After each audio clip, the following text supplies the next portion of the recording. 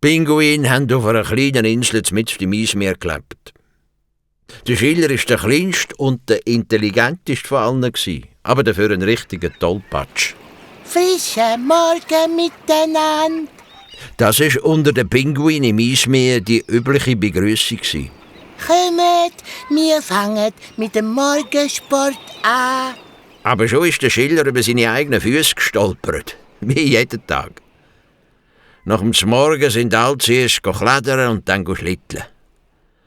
Nach einer kurzen Pause haben sich die Pinguine fürs Eisbrockenschiessen entschieden. Für das haben sie 2 Mannschaften gebildet. Jeder musste möglichst viele Treffer machen.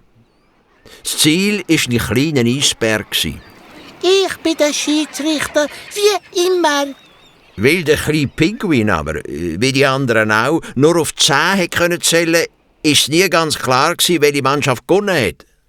Darum hat es am Schluss jedes Mal ein Schlägelten gegeben. Das hat dazu gehört und war immer lustig. Wo sie wieder mal am Kämpfen waren, ist ein Seeelefant mit seiner Familie vorbeigekommen. Darf ich vorstellen? Das sind meine 3 Frauen und meine 4 Kinder. Das ist aber eine kleine Familie. Die Pinguine rundum haben angefangen zu lachen. Nur der Seeelefant hat das gar nicht lustig gefunden. Und der Schiller ist nachdenklich geworden. Mich nimmt's Wunder, wie viele Pinguine wir eigentlich sind.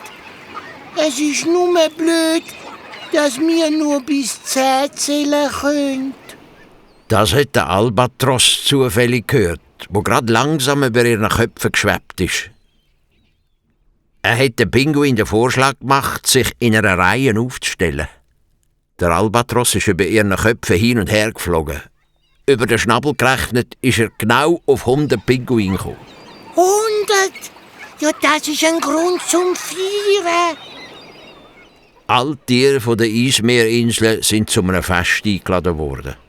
Aber der Seeelefant hat ihnen die Freude verdorben. Ihr seid gar nicht 100. Ihr seid nur 99 Pinguine. Der Albatros hat sich erzählt. Da sind die Pinguine böse geworden und haben den Seeelefant mit wüsten Worten beschimpft. Also, zählt nach, wenn ihr es mir nicht glaubt. Das hätte der Pinguin gern. Aber sie haben nicht gewusst, wie. Der Schiller hatte eine gute Idee gehabt. Ich has. Jeder von uns sagt einfach, ob er da ist. Ich bin, da. Einer nach dem anderen hat das Gleiche gerufen, bis sich auch der Letzte gemeldet hat. Ob wir 100 oder 99 sind, ist doch egal.